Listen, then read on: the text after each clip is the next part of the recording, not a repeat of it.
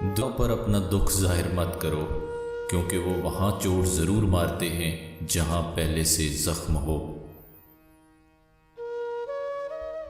لوگ ہمارے اندر ہمارا دکھ تلاش نہیں کرتے، ان کو اس تماشے کی کھوج ہوتی ہے جو ہمارے ساتھ ہوا۔ دکھ کی سختیاں چہرے سے تو رخصت ہو جاتی ہیں، لیکن انسان کے اندر داخل ہو کر اس کے گوشے گوشے کو ویران کر دیتی ہیں۔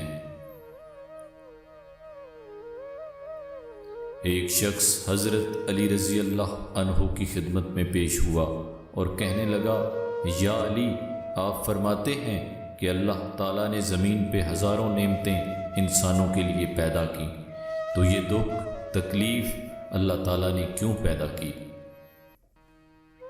تو حضرت علی رضی اللہ عنہ نے فرمایا، اے اللہ کے بندے، شکر کرو کہ اللہ تعالیٰ نے دکھ کو پیدا کیا۔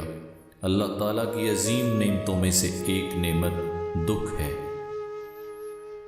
تو وہ شخص کہنے لگا، یا علی، دکھ بھی نعمت ہے؟ تو حضرت علی رضی اللہ عنہ فرمانے لگے، اے شخص، دکھ انسان کو مضبوط بناتا ہے اور خوشیاں انسان کو کمزور کرتی ہیں۔ اللہ تعالیٰ جس انسان کو نوازنا چاہتا ہے، عظیم مقام دینا چاہتا ہے، تو اسے تکلیف، دکھ اور درد کی راہ بخشتا ہے، تاکہ وہ مضبوط بن بن کر اتنا سیکھ لے کہ اپنی منزل تک جا پہنچے۔ یاد رکھنا، انسان کا دکھ انسان کو سکھانے کے لیے ملتا ہے، لیکن افسوس تو یہ ہے کہ انسان اس دکھ کی وجہ سے روتا رہتا ہے۔ انسان دکھ اور درد کی وجہ سے کتنا بھی روتا رہے لیکن ختم نہیں ہوگا، کیونکہ دکھ انسان کو رلانے کے لیے نہیں بلکہ انسان کو سکھانے کے لیے آیا ہے۔ جب تم اس دکھ سے سیکھ لو گے جو وہ تمہیں سکھانا چاہتا ہے، تو تمہارا دکھ خود بخود ختم ہو جائے گا۔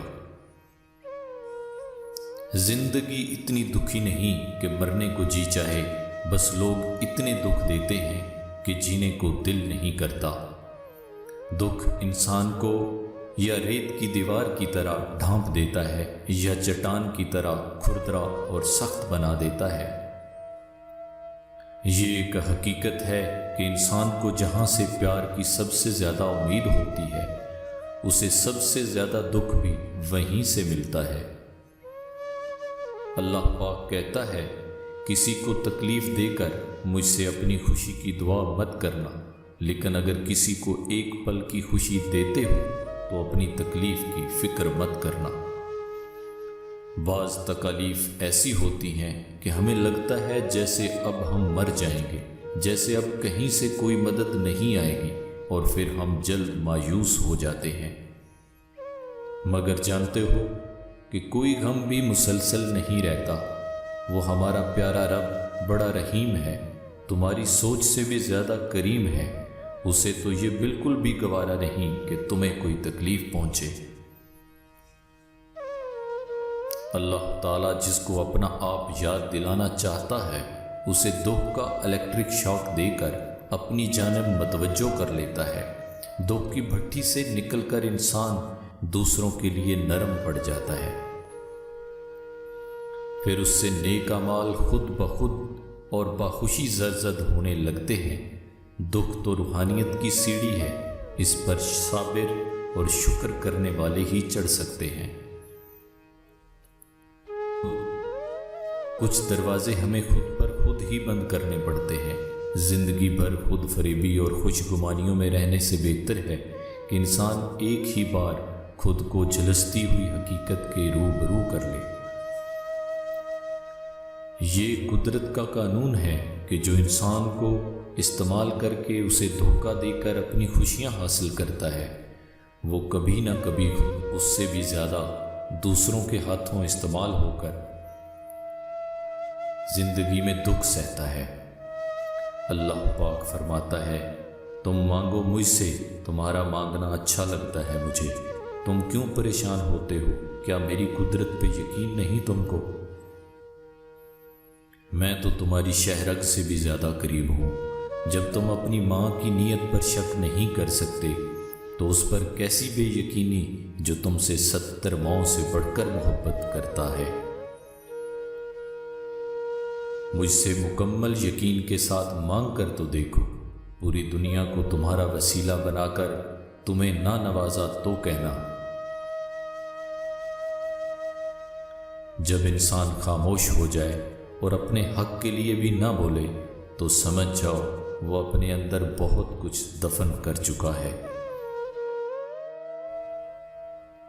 اے بلندیوں کے بادشاہ، اے رب کائنات، ہمارے دلوں کو شیطان کے شر سے بچانا، صرف اور صرف اپنی رضا کا غلام بنانا۔ اے رب پاک، ہم سب کو ہمیشہ خوشحال اور آباد رکھنا، آمین۔ توبہ ایسا دروازہ ہے جو موت کی ہچکی تک کھلا رہتا ہے۔ دعا ایسا عمل ہے جو تقدیر کو مات دے سکتی ہے۔ ضمیر ایسا ساتھی ہے جو ہمیشہ حق کی راہ دکھاتا ہے۔